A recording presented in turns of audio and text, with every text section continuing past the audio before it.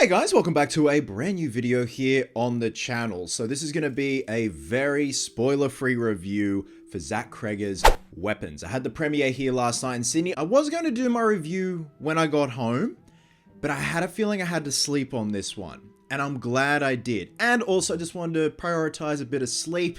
But with that, my wife set her alarm for 4:20 a.m. to go teach yoga. I mean, at least she didn't get up at 2:17, am I right? And also during the middle of the night, my dog decided to howl in his sleep and scared the absolute shit out of us. So, I'm a little bit tired, but I'm glad I got some Z's, and I'm also glad I got to let this one marinate. So again, no spoilers, given the nature of how secretive this film is.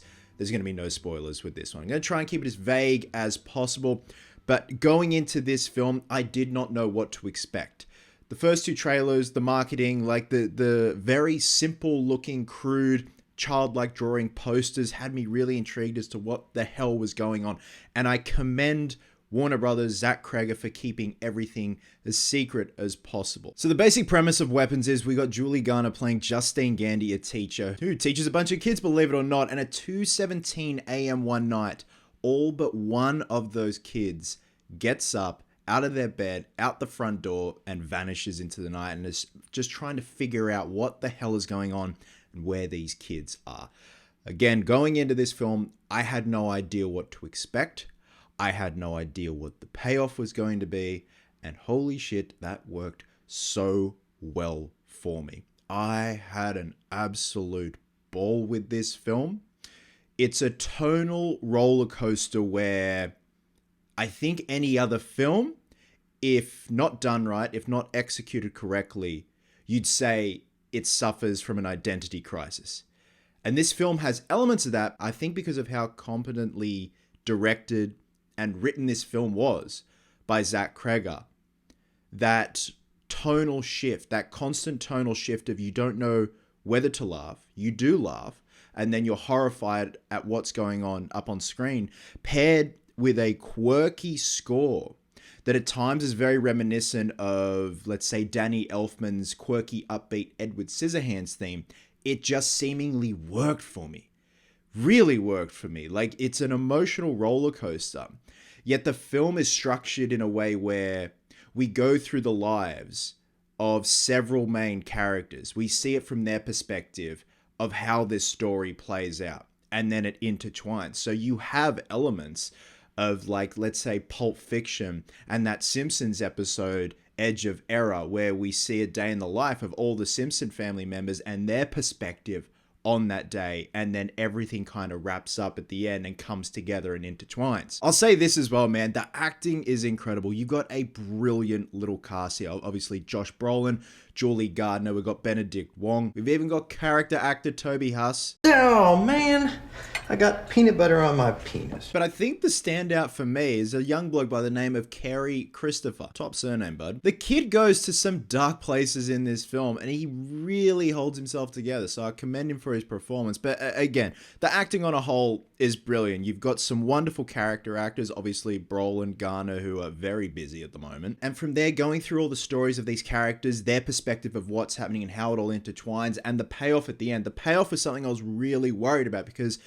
Warner Brothers and Zach Cregger have been very secretive about this, about the plot, and I was worried that the payoff was not going to work.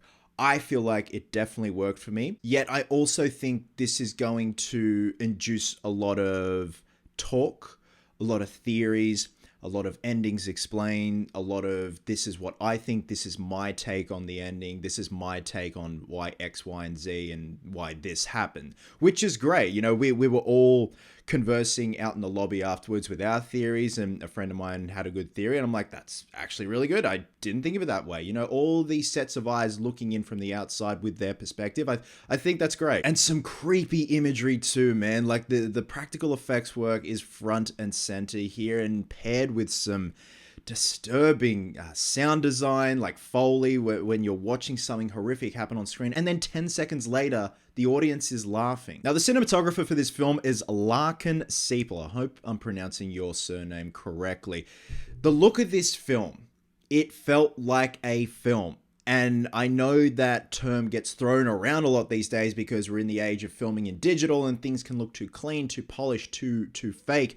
This film feels like a film. It looked great. It kind of gave me the old school feels of like when we shot on film. I'm pretty sure this was not shot on film. And I didn't even realize this is being screened in IMAX. I saw this in VMAX last night, so I'd highly recommend checking this one out in IMAX. Now, in terms of Zach Cregger's previous work, Barbarian, I actually have not seen Barbarian yet. So now that I've seen Weapons, I definitely need to go back and see what all the fuss is about with Barbarian. It was one of those things where I didn't not want to see it, I just never got around to it. So I did mention at the beginning of my review that the music is very akin at times to Danny Elfman's like quirky, upbeat Edward Scissorhands score, but then it also has these elements of like violently plucked acoustic strings. And fun fact, Zach Cregger actually had a hand in the music. So we have Zach Cregger, Hayes Holiday, and Ryan Holiday. So I'm assuming siblings? Yes? No? Maybe so? But like the film, the music doesn't fucking know what it wants to be, and yet it just works. It's weird. Really weird. So guys, there's not much else I really can say without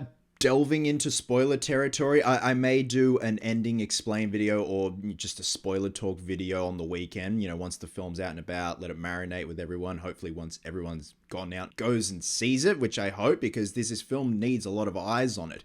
Again, I think because I was so taken back at the constant tonal shifts of the film, any other film that wasn't competently made, it would not work at all. And you'd just be like, what?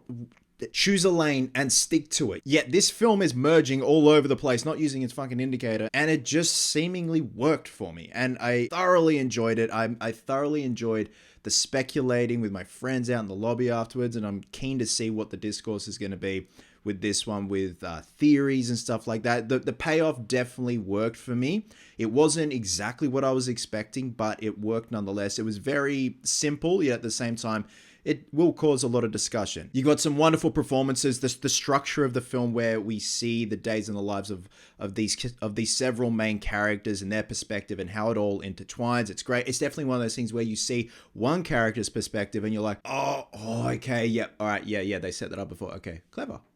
The film looks great. The gore is on point when it happens. The jump scares are very unconventional when you least expect them. And I love that. Being a horror film, I think I love the fact that nothing seemed to formulate. And now I'm very keen to go back and watch Barbarian to see if there are quirky elements from this film that are in that film. And with that, I'm going to be giving Weapons 4.5 potato peelers out of 5. Ugh. It's like the cheese grater from Evil Dead Rise. So guys, with that being said, once you have seen Weapons, drop a comment below and let me know your thoughts. And try and keep it as spoiler free as possible in the comments section. Some of you may not want to go to the comments section. It can be like the Wild West there sometimes. But you know, keep it civil. But also, let me know your thoughts down below. Were you expecting what happened up on screen in terms of the tonal shifts and stuff like that? But yeah, very keen to hear everyone's theories about what it's all about. Love you guts, and I'll catch you in the next one.